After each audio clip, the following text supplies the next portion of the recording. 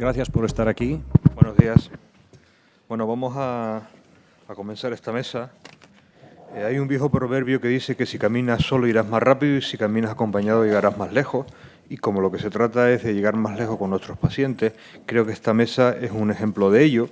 Y vamos a tener una visión sobre un tema desde distintas perspectivas: endocrinológica, cardiológica y nefrológica. Bien, vamos a hacer una pequeña alteración de lo que habíamos puesto en el orden. Vamos a empezar por la visión del endocrinólogo, porque de alguna manera eso nos va a centrar todo lo que viene a continuación.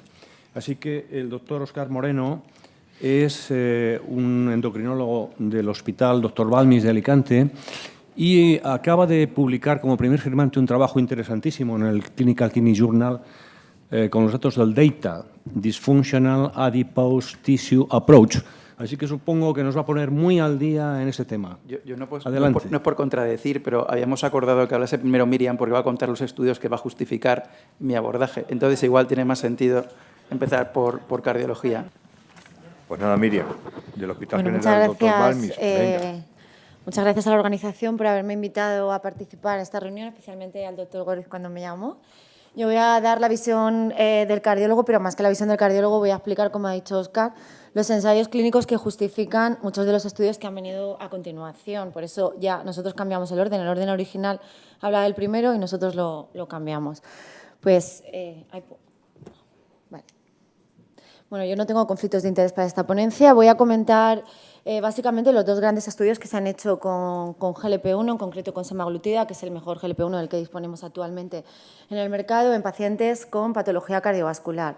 Tenemos dos, el STEP-HFpEF y el SELECT, en poblaciones, como ahora veréis, bastante diferentes y que de alguna manera han hecho que estos fármacos se impongan como una de las terapias obligatorias en nuestros pacientes. Sabíamos ya los beneficios que tenían los análogos del GLP-1 en la reducción del peso, incluso los beneficios que tenían a nivel metabólico en todas las áreas, no solamente en el área cardiovascular, pero no se había ensayado en ningún ensayo clínico el beneficio de estos fármacos en los pacientes con insuficiencia cardíaca y fracción de eyección preservada. La fracción de eyección preservada, la insuficiencia cardíaca con fracción de eyección preservada, sabéis que es una patología cardíaca que no tiene tratamiento específico, que nada ha demostrado que mejora su pronóstico y la evolución de su enfermedad hasta la aparición de los SGLT2, que es el único grupo farmacológico que ha demostrado beneficio en términos de superioridad en reducción de ingresos por insuficiencia cardíaca y de mejoría en términos de supervivencia.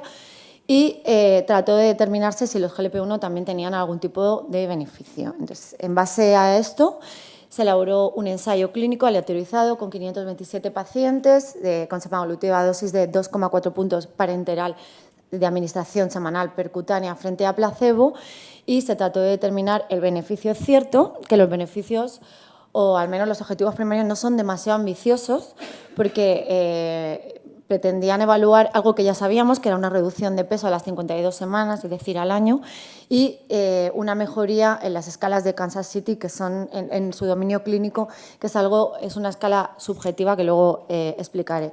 Y sí, como objetivos secundarios, pues se evaluaban endpoints más serios, pero tampoco demasiado serios, ¿no? Si aumentaban un poquito más el test de la marcha, y si había reingresos por insuficiencia cardíaca y si disminuía la PCR y el ProBNP. Los criterios de inclusión, básicamente, no los voy a leer, pero bueno, básicamente los pacientes tenían que tener fracción de eyección por encima del 45%, aunque la definición de fracción de eyección preservada es por encima del 50%, entre el 45 y el 50 hay un subgrupo ahí de pacientes en los que no deberíamos de considerar que la fracción de eyección es preservada. La clase funcional era estable, la mayoría estaban en clase funcional 2, con una escala de Kansas City bastante baja, por debajo de 90, tendría que estar por encima de 95 una para ser perfecta, y con una distancia en el test de la marcha superior a 100 metros. Y como criterio de exclusión, el paciente no tenía que ser diabético ni tenía que tener criterios analíticos de diabetes, porque se trató de determinar el beneficio de la semaglutida aislando el beneficio que ya sabíamos que tenía en pacientes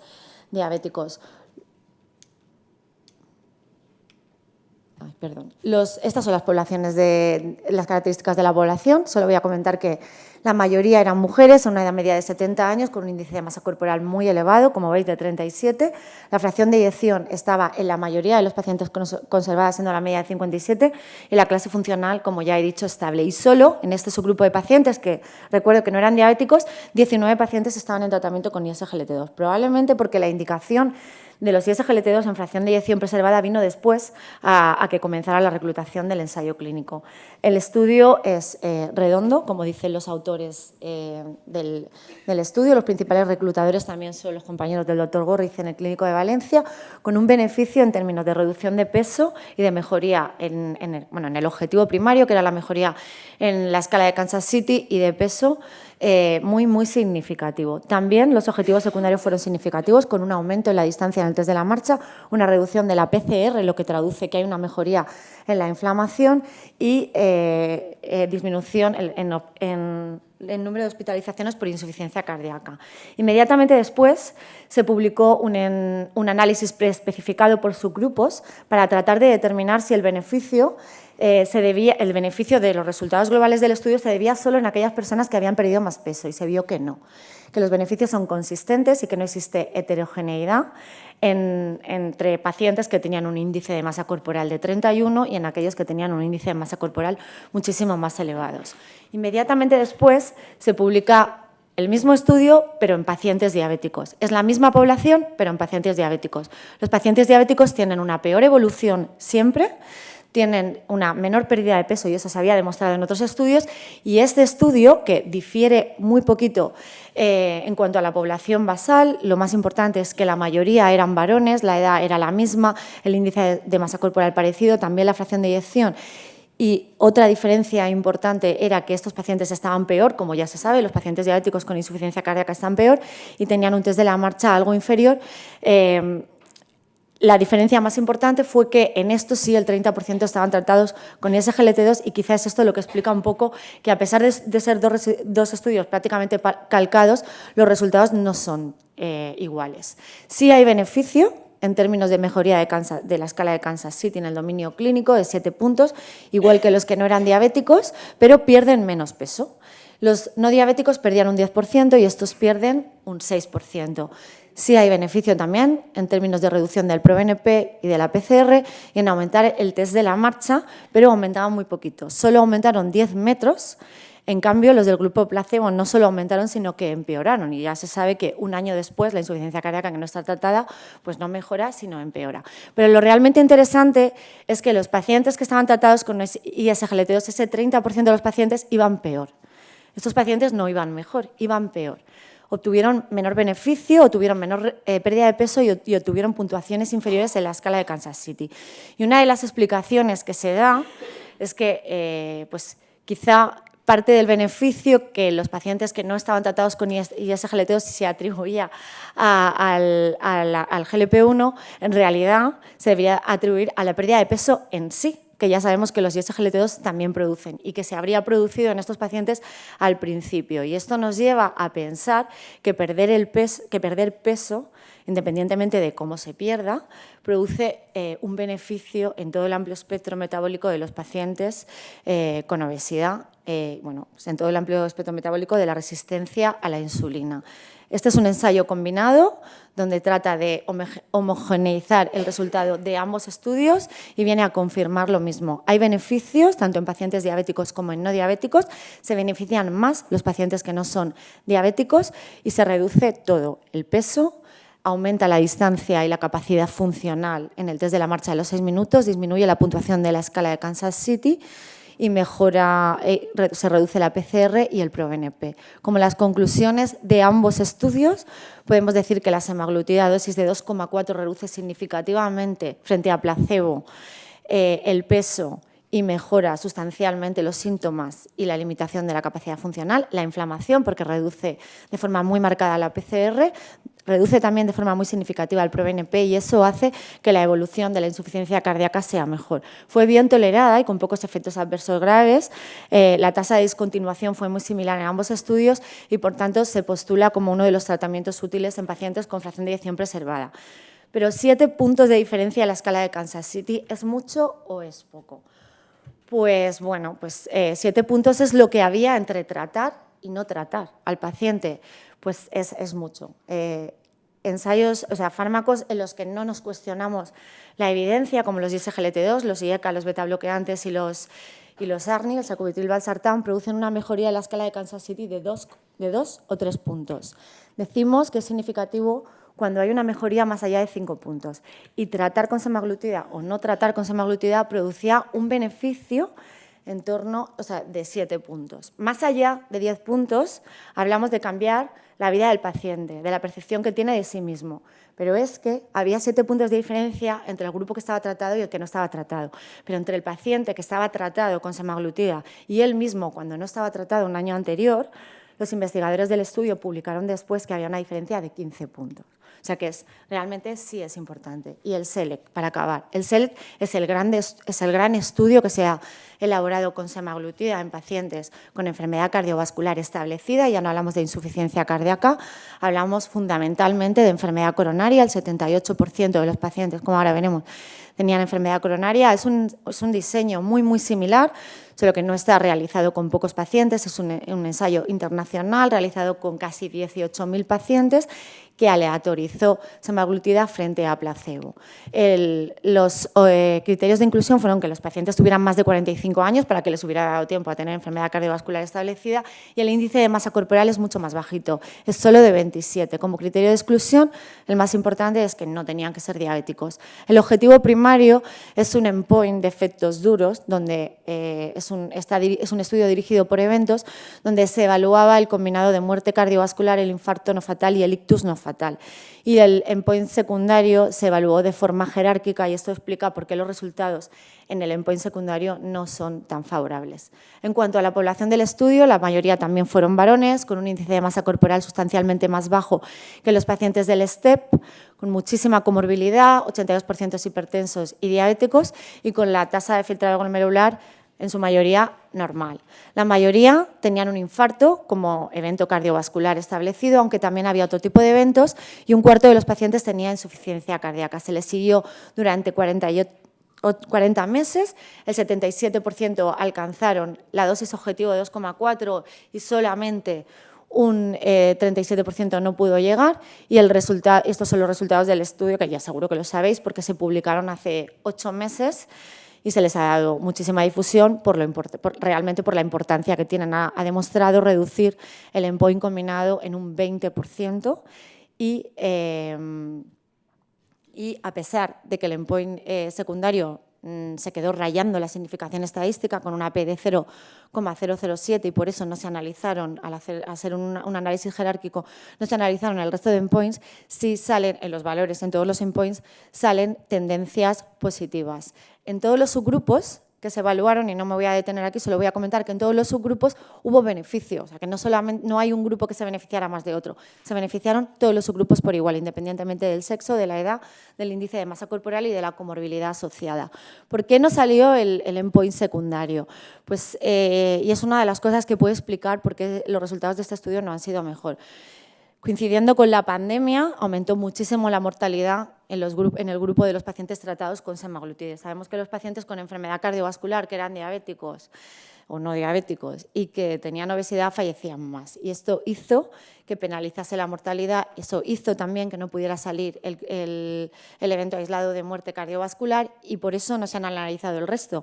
Pero sí hay una reducción en la hospitalización del 18%, de la muerte por cualquier causa del 19%, del infarto del 28%, de la revascularización del 23% y del compuesto renal, que incluía progresión a diálisis o caída importante de la función renal o muerte de causa renal en un 22%. Por tanto, la semaglutida semanal a dosis de 2,4 reduce, no solo mejora la clase funcional y la distancia en el test de la marcha, sino que reduce la muerte cardiovascular, el infarto y el accidente cerebrovascular. No hay diferencias entre distintos subgrupos y a pesar de que los mecanismos no se conocen con exactitud, pues parece que puede resultar durante el primer año por una reducción importante de la grasa corporal, pero también por otras acciones aparte de la pérdida de la grasa ponderal. Esto hace, una vez más, que en este grupo de pacientes también se establezca este fármaco como uno de los más importantes Pues porque reduce el tejido adiposo perivascular y epicárdico, reduce el ambiente protrombótico, aumenta la estabilidad de la placa de ateroma y mejora la función endotelial y funciona el ventrículo izquierdo. Y a la pregunta de las aplicaciones, y es la última diapositiva, sabemos que la obesidad aumenta la mortalidad cardiovascular, aumenta la mortalidad por enfermedad cerebrovascular, aumenta la patología respiratoria y aumenta el cáncer. Nosotros ya sabemos desde hace muchísimo tiempo, ese es un artículo publicado en el 2015, que los pacientes con fibrilación auricular van peor si están obesos y cuando les hacemos perder el peso es mucho más eficiente que la flecainida o que la amiodarona en restablecer y en evitar que vuelvan a caer en fibrilación auricular, y que la obesidad pues, aumenta la mortalidad en todos los rangos. Y yo, pues para acabar, me quedo con la frase que dijo el panelista que presentó el SELEC en el americano de cardiología, dijo que a la hora de tratar la enfermedad cardiovascular deberíamos seleccionar primero la obesidad.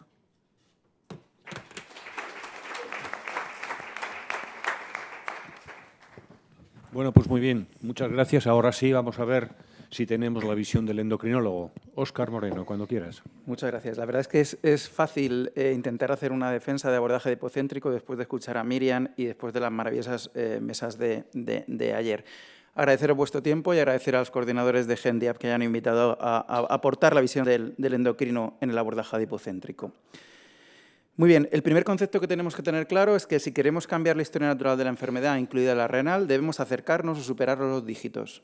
Y no digamos si queremos reducir enfermedad cardiovascular o mortalidad cardiovascular. Y estos datos vienen de los estudios de intervención, fundamentalmente de Luca Het y de la cohorte de pacientes con cirugía bariátrica, el estudio SOS sueco, que nos comentó ayer Juanjo.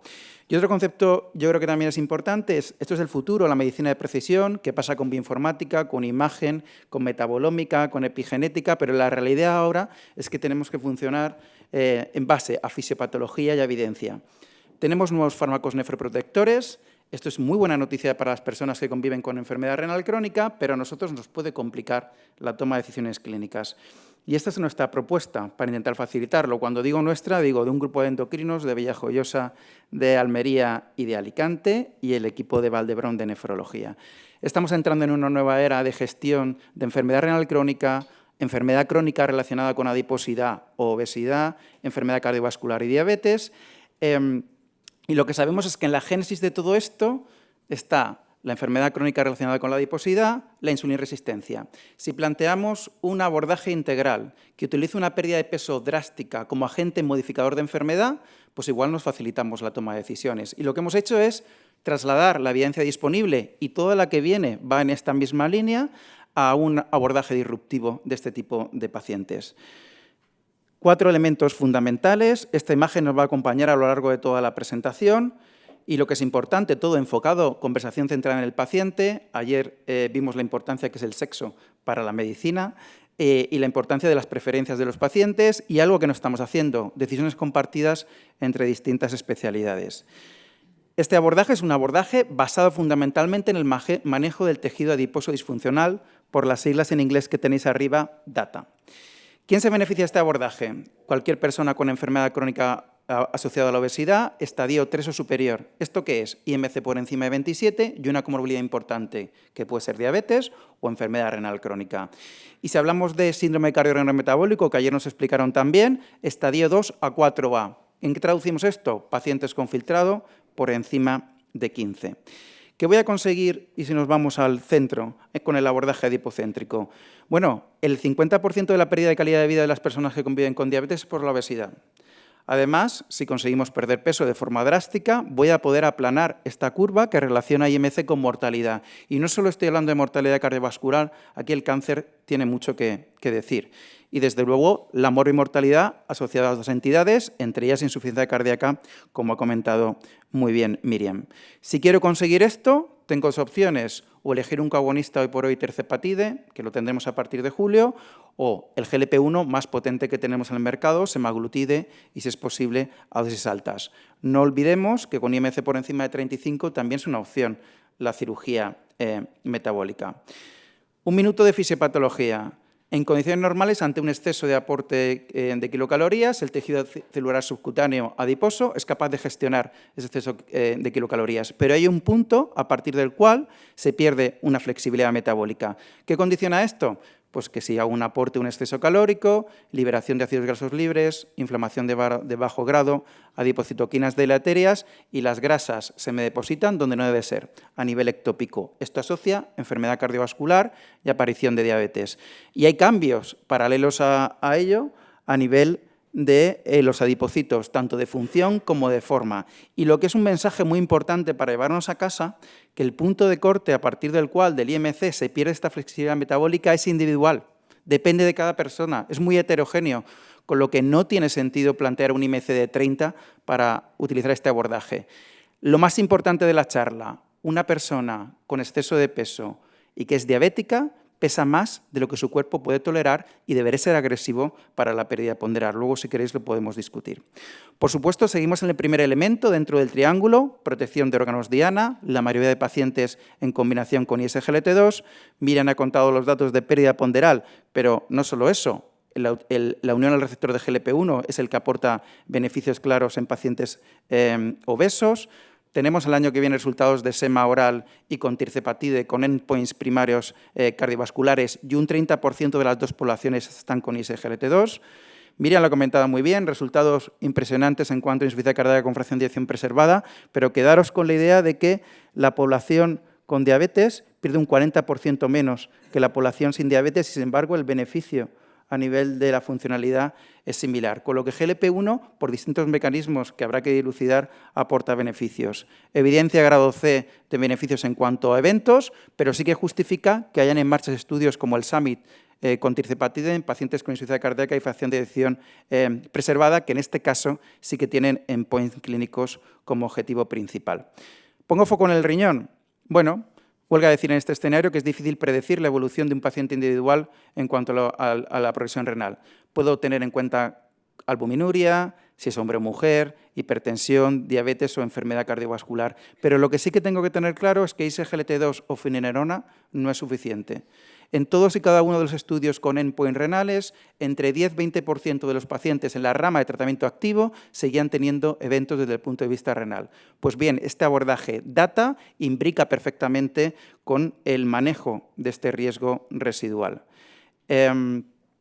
En este contexto sabíamos hasta ahora que GLP-1 y coagonista TIRCE mejoraban macroalbuminuria y afortunadamente los que vayáis, pues veréis en la ERA, espero que más datos que estos, el impacto que tiene semaglutide en estudios con endpoint renal. Pero quedaros con el póker de ases que ha demostrado, o por lo menos eso nos han comentado, aunque no esté publicado, el estudio FLOW.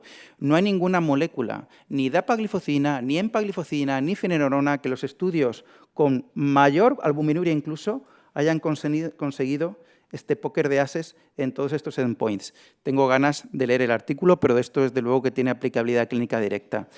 Es difícil comentar esta figura, pero lo tenéis publicado en abierto y podéis acceder a él.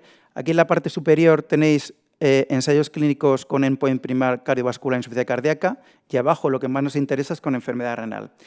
Resultados renales del SELECT también se presentarán en la ERA. Tendremos el año que viene datos renales de objetivo secundario con TIRCE en pacientes con o sin diabetes y del SOUL con semaglutide, pero lo más interesante es esto. Vamos a tener, aparte del FLOW, dos estudios que están en marcha con objetivo principal renal con CagriSema y retatrutide, que seguro que van a cambiar la práctica clínica habitual. No voy a hablar de finerenona, pero estamos defendiendo cuádruple terapia, inhibición del sistema renina-angiotensina, finerenona, tirzepatide o semaglutida dosis altas y SGLT2. ¿Tenemos evidencia acerca de que esto pueda aportar? Pues lo que hay son análisis, estimaciones estadísticas. Esto es un análisis actuarial, quedaros con el nombre porque yo creo que lo vamos a ver mucho. Combinación de 4 fármacos, reducción de 60% de enfermedad renal y los hazard ratios que tenéis en todo lo que planteéis. Bueno, yo creo que habrá que ver y habrá que intentar seleccionar los pacientes que se puedan beneficiar de esta colaterapia, pero en todos aquellos que pensemos que hay alto riesgo de progresión de enfermedad renal, desde luego que tendremos que avanzar en esa línea. De forma muy más resumida, los 3 elementos que nos quedan. Si perdemos peso de forma importante, vamos a perder peso en todas las localizaciones. Después de lo que ha comentado Pepa, creo que no hace falta justificar nada más al respecto. Lo que sí que es importante es que esto va a revertir los cambios que tenemos en la inmunidad relacionado con adiposidad. Miriam ha comentado, el SELECT ha demostrado reducción de PCR, por tanto, estamos actuando contra la inflamación. Homeostasis de la glucosa, soy endocrino, no es importante, la glicada es fundamental, pero es que ayer se os dijo que entre el 80 y 90% de los pacientes que están con TIRCE con semadosis altas consiguen glicada por debajo de 7% y el 50% glicada por debajo de 5,7%. Si yo hago un abordaje adipocéntrico, voy a tener el buen control metabólico de la mano y esto nos facilita la toma de decisiones. ¿Aplicable al 70% de las personas que conviven con diabetes? Desde luego que tendremos que dejar fuera aquellas de los clústeres con insulinopenia, pero estos, como muy bien ha dicho Pepa, son pocos y son delgados, no tienen un IMC elevado. Último componente, y no por eso menos importante, dieta mediterránea individualizada, y esto es clave, de prescripción, tanto de insulina como de hipotensores, como de fibratos, y esto va a justificar o va a reforzar la eficiencia de este tipo de fármacos. Y yo quiero cortar grasa, pero no músculo. Y si no quiero cortar músculo, va a ser fundamental que aprendamos a manejar lo que es la obesidad sarcopénica. 30% de las personas con enfermedad renal crónica la tienen. Tendremos que acostumbrarnos a hacer un despistaje y en cuanto al tratamiento fundamental, actividad física, no solo aeróbica, sino también de resistencia. Y no tengo tiempo, pero hay estudios en marcha que van a intentar proteger este músculo. Para concluir, bueno, yo creo, y Pepa también, y se lo cree Pepa, que es muy lista, seguro que es así, creo que el abordaje data es presente y futuro de la gestión de este tipo de pacientes, que habrá que seleccionar 4 fármacos, 4 therapy for CKD, en la mayoría de los pacientes o por lo menos en aquellos con alto riesgo de progresión. Los ensayos clínicos en marcha con terapia combinada y los estudios mecanicistas también nos facilitarán la medicina de precisión y que tenemos que trabajar en equipo y esto hoy por hoy sigue sin hacerse en la mayoría de escenarios. Los estudios clínicos que hay en marcha con tirzepatide, con semaglutidas altas y con otros coagonistas, pues contestarán si hemos encontrado en data la piedra filosofal, la cuadratura del círculo de manejo de estas personas o solamente es una pieza más del puzzle y tenemos que seguir avanzando. Muchísimas gracias por vuestra atención.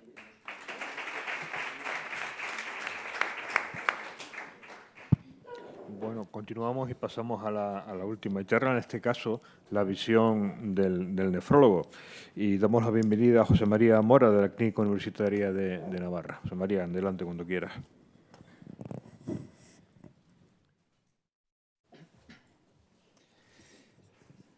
¿El puntero está por ahí? Ah, sí. Vale. Pues muchas gracias a Agendía por la invitación y por permitirme compartir esta mesa con cardiología, con endocrinología y precisamente esa visión holística e integrada, ¿no? Multidisciplinar, que es lo que queremos para nuestros pacientes, ¿no? Entonces, yo voy a hablar de la visión del nefrólogo sobre un problema, un concepto y 3 visiones. Me gustó mucho el título que eligió la organización, porque efectivamente estamos ante un problema, ante un concepto, pero ante una mirada que es multidisciplinar. 3 visiones, pero tenemos que siempre tener en la mente que frente a nosotros tenemos una única persona, a un paciente, ¿vale? Y eso también es importante para no ir de manera disgregada. Escuchando al doctor Ricardo Correa Roter, que me gustan mucho las ponencias que suele dar, decía, el corazón es la ventana del riñón y el riñón es la ventana del corazón. Y efectivamente, lo sabemos que la albuminuria no solamente es un indicador de daño renal, sino que la albuminuria también es un indicador de insuficiencia cardíaca, de miocardiopatía. Y eso, por ejemplo, no es lo mismo tener una albuminuria de 30 que una albuminuria de 20. Por cada 3 miligramos gramo que aumenta la albuminuria, me puede aumentar el riesgo de eventos cardiovasculares hasta un 6%. Y sin embargo, a veces podemos ver al corazón por un lado y al riñón por otro lado. Por lo tanto, el paciente, por primera vez le dicen, usted padece una enfermedad renal crónica. Se mete en internet y lee diálisis. Y el paciente viene a la consulta y te dice, doctor, ¿voy a ir a diálisis?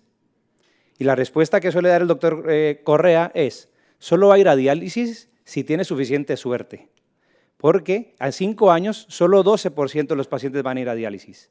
Y en cambio, 33% de ellos van a morir en el camino.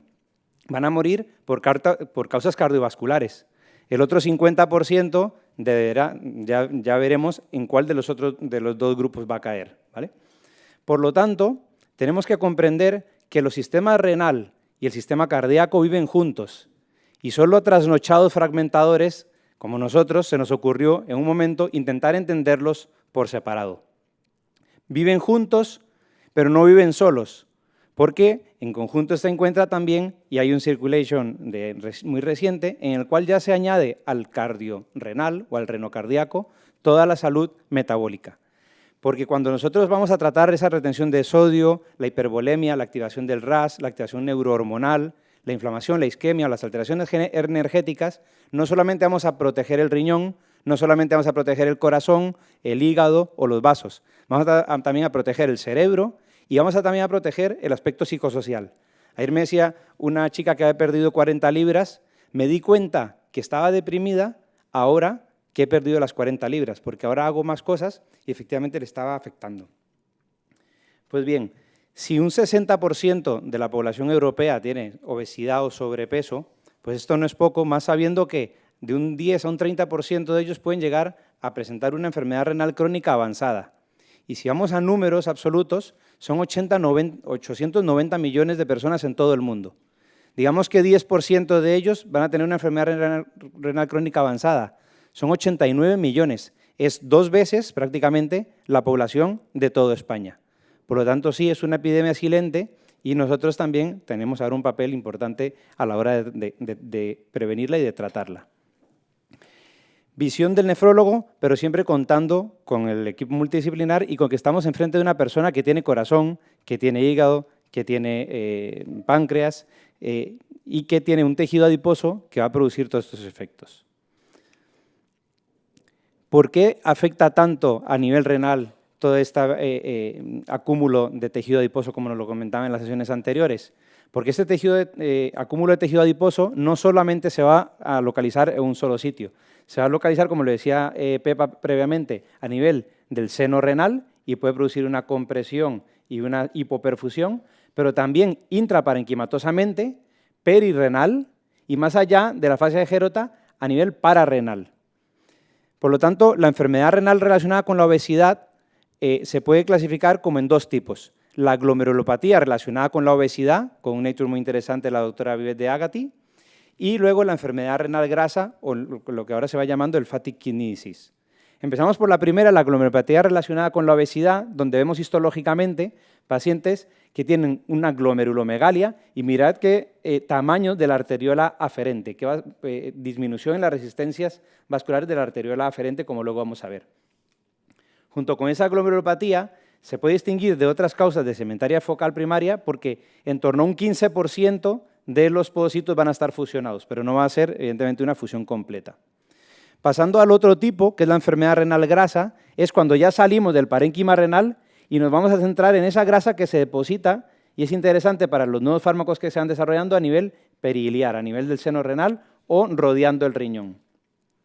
En este sentido, hay una yo creo que se me pasó una. Bueno, luego comento lo que iba a comentar. Entonces, en la glomerulopatía relacionada con la obesidad, lo que ocurre es que estos adipocitos que están saciados quieren producir más angiogénesis, más neovascularización y liberan adipoquinas que van a desarrollar todos esos parámetros inflamatorios y activación del RAS que hemos estado comentando durante este fin de semana. Características clínicas de la glomerulopatía relacionada con la obesidad, como os decía, suelen ser proteinurias que son en el 70% de los casos no es nefrótica, pero ojo, si el 70% de los casos no es nefrótica, significa que hasta un 30% de los casos sí que va a tener más de 3,5 gramos de proteinuria, aunque no tenga un síndrome clínico completo de nefrótico. Esta sigue la diapositiva que quería presentar anteriormente, cuando hablaba de la enfermedad renal grasa, el fatty kidney disease. Se han hecho, hay una tabla donde presenta cada uno de los estudios, lo quise resumir en esta diapositiva. 19 estudios en el que sumé 5.594 pacientes entre los 19 estudios en 11 años, donde valoraron mediante distintas técnicas de imagen, que fueron resonancia magnética, un TAC o una ecografía, la grasa a nivel del seno renal, pararrenal o perirrenal, la fracción de grasa dentro del parénquima renal y un ratio que hacen de grasa del seno junto con el grosor cortical. Y se relaciona muy bien con el filtrado glomerular por cualquiera de las fórmulas clásicas y con la albuminuria. Sin embargo, aún creo que podemos dar un paso adelante en el futuro en este sentido. La enfermedad renal relacionada con la obesidad produce un cambio hemodinámico, produce una hiperactivación del RAS y produce un estado inflamatorio, con disminución de la adiponectina y aumento de TNF-alfa, de leptina, de adipoquinas y de interleuquina 6. Por lo tanto, estamos ante una patología que es multimecanística, mejor dicho. Hay una compresión del paquete vascular, porque tengo grasa a nivel del seno, como decía María José previamente, Pepa. Pues esa compresión me lleva a hipoperfusión, a hipoxia y a liberación de citoquinas que van a ser profibróticas. Además, a nivel del glomérulo tengo una hiperfiltración, y esa hiperfiltración va a hacer que llegue menos sodio a la mácula densa. Por lo tanto, como veíamos en la imagen de la histología previa, disminuye, se vasodilata la arteriola aferente y se activa el sistema renina-angiotensina-aldosterona como si el paciente estuviera deshidratado. Pero como no está deshidratado, más bien es un círculo vicioso que no acaba. A nivel del RAS, esos adipocitos no son solamente tejido adiposo, sino que está rodeado de citoquinas, de parámetros inflamatorias, que me van a activar el sistema renina-angiotensina-aldosterona. Y con ello más reabsorción de sodio a nivel tanto proximal como a nivel distal. Y evidentemente esto sí que importa. ¿Me importa tener el RAS activado aunque yo esté normotenso? Importa porque un paciente con un hiperaldosteronismo, que no sea de manera fisiológica, tiene 2,6 veces más de accidente cerebrovascular, 2 veces más riesgo de insuficiencia cardíaca, 3,5 veces más de fibrilación auricular, 2 veces prácticamente más riesgo de coronariopatía, de enfermedad renal crónica, de diabetes. ¿Por qué? Porque la aldosterona es tóxica a nivel periférico, me va a producir inflamación, estrés oxidativo, va a inducir a la fibrosis cardíaca, fibrosis vascular, disfunción endotelial. Y mirad qué interesante, aquí se habla del efecto que tiene la aldosterona sintetasa hacia ser diabetogénico e incrementar la obesidad. ¿Y por qué es interesante la aldosterona sintetasa? Porque todo esto es independientemente de que el paciente esté normotenso o hipertenso. Y la aldosterona sintetasa se puede, relativamente hace poco tiempo, se consiguió aislar por dehibridación, que es el CYP11B2, y pudimos ver que hay adenomas suprarrenales que sí que tiñen y producen aldosterona, adenomas que no tiñen y por lo tanto no producen aldosterona porque no tienen la enzima, pero también tejido suprarrenal normal, micronódulos, que va a ser positivo para la aldosterona sintetasa. Y por eso se vienen desarrollando y se desarrollarán fármacos que son muy prometedores en ese sentido.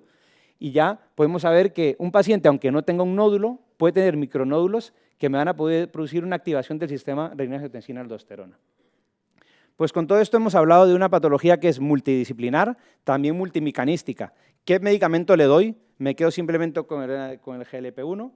Pues la clave es intentar comprender y dar un paso siempre hacia lo que van haciendo muchas veces los oncólogos, ir hacia una terapia combinada, si es posible, ¿no? Van saliendo fármacos, desde hace mucho tiempo tenemos los IECAS, los ARA2, los inhibidores del SGLT2. Hace 20 años al doctor Ricardo Correa Roter, al doctor Brenner y a otro más que ahora no recuerdo quién fue, lo llevaron a New Jersey y le dijeron, convéncenos o dinos, por favor, que los SGLT2 no son nefrotóxicos. Y él contaba que Brenner dijo, yo creo que no son nefrotóxicos, pero nunca se iba a esperar que 20 años después más bien eran nefroprotectores, ¿no? Al padre de toda la fisiología renal. Por lo tanto, una terapia con varios, a nivel, lo que seríamos multitarget, por describirlo de alguna manera, nos puede llevar a poder actuar sobre el mecanismo. Yo quiero bloquear o quiero incidir sobre ese efecto hemodinámico, pues puedo ir y pensar en los ISGLT2. ¿Y por qué no tal vez un agonista del GLP-1?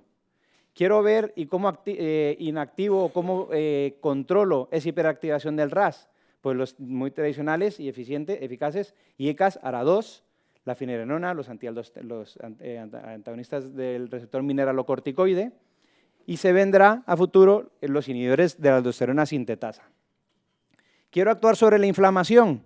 Pues aunque sea a nivel experimental por ahora, pero un efecto que podría ser los inhibidores del SGLT2, los agonistas del GLP-1 podrían ver a ver qué efecto nos pueden ir beneficiando, como se ha comentado durante estos 2 días, la finerenona, inhibidores de la aldosterona sintetasa, y yo quería añadir aquí también, ¿Por qué no? Aunque ahora se usa más en glomerulopatías primarias, la posibilidad de utilizar a futuro el sparsentan o los activadores de la guanilato ciclasa.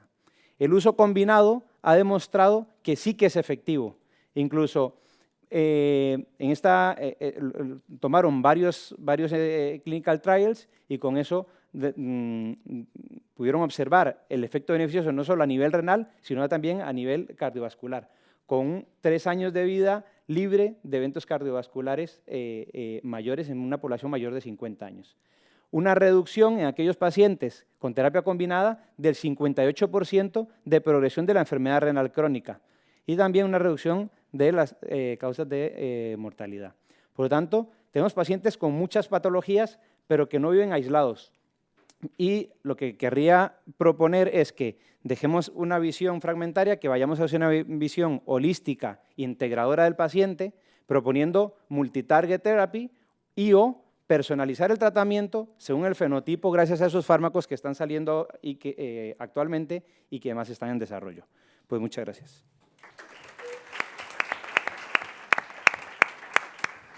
Bueno, muchas gracias a los tres. Estamos en tiempo de pausa café, pero es obligado que nos comamos algo de esta pausa porque el tema es apasionante y seguramente van a surgir preguntas. Por favor, preguntas cortas y directas. Adelante.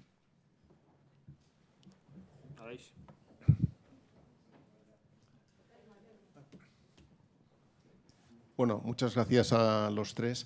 Una pregunta para la doctora Sandín. ¿Agonistas GLP-1 y insuficiencia cardíaca, fracción de eyección reducida? Pues todavía no hay ningún ensayo clínico, pero probablemente no se tenga tanto beneficio, ¿no? Porque una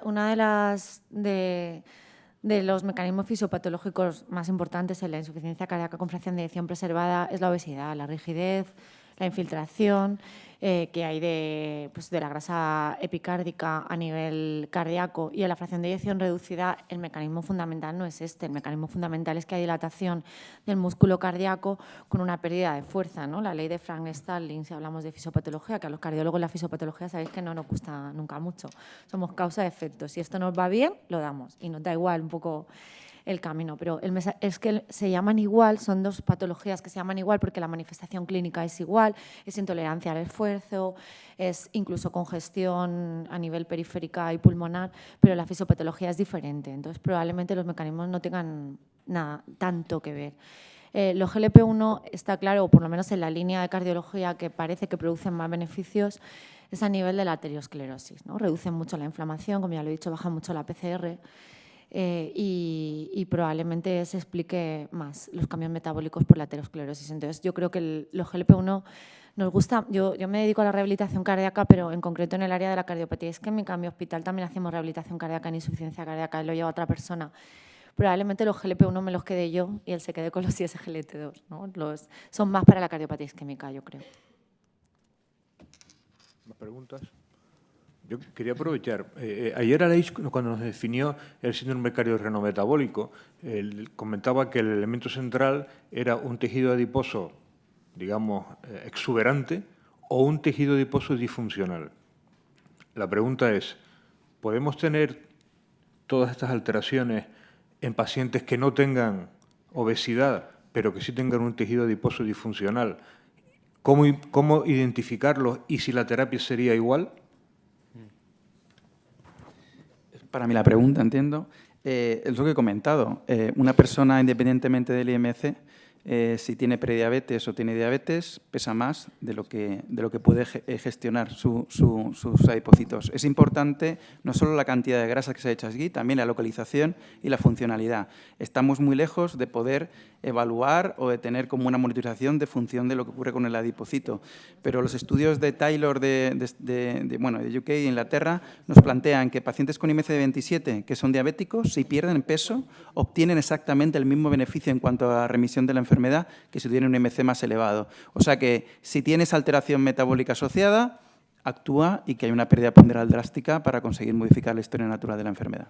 Y profundizando un pelín más, en el paciente no obeso, ¿qué marcador crees tú que podríamos tener para saber si su tejido adiposo es disfuncional?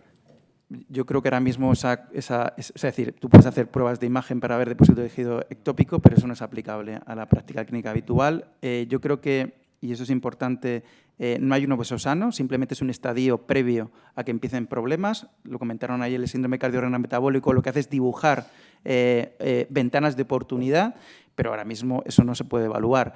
Te puedo decir que habrá que hacer una valoración metabólica en el momento que tengas una alteración, ya sabes que ese paciente tiene una disfunción. Estamos muy lejos, se están haciendo estudios con biopsia, pero son invasivos, biopsia a nivel de tejido adiposo, para intentar buscar un marcador como la albuminuria que nos predija evolución. Pero yo creo que una glicada y un perfil lipídico y unos triglicéridos una vez al año es suficiente para ver la evolución.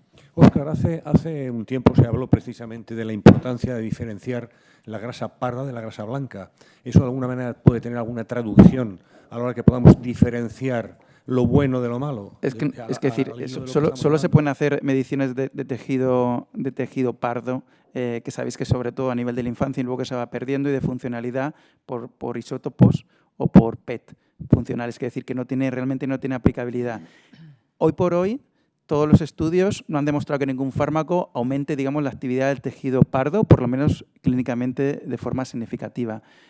Bueno, no sé qué deportará el futuro, pero yo soy muy práctico, y no soy cardiólogo como Miriam, pero soy muy práctico, entonces me quiero quedar con cosas que podemos llevarnos a la práctica. Si tengo alteración metabólica o tiene empeoramiento de glicada, si tengo moléculas, pues yo creo que habrá que insistir en la pérdida ponderal, si el paciente hoy por hoy se lo puede sufragar, porque ya sabéis que estamos en una situación un poco no entendible. Óscar, una pregunta por si acaso ya sé, con lo que preguntaba Juan, igual ya se está desarrollando, pero un target interesante sobre su función es la adipoquina. O sea, tú ves, si una en ese sentido es interesante que los que estamos aquí intentemos copiar muchas veces la mentalidad que tiene un oncólogo.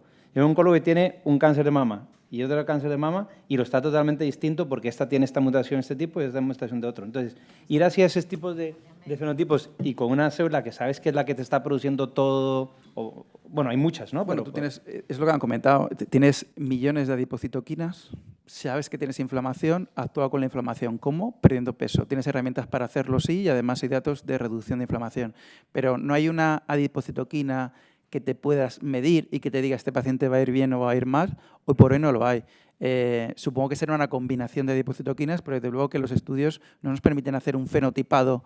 Yo creo que la IA ahí tiene mucho que decir y probablemente en el futuro la medicina de precisión será otra, pero hoy por hoy, fisiopatología, paciente alteración metabólica, exceso de peso, sobrepeso, actúa. Para la última.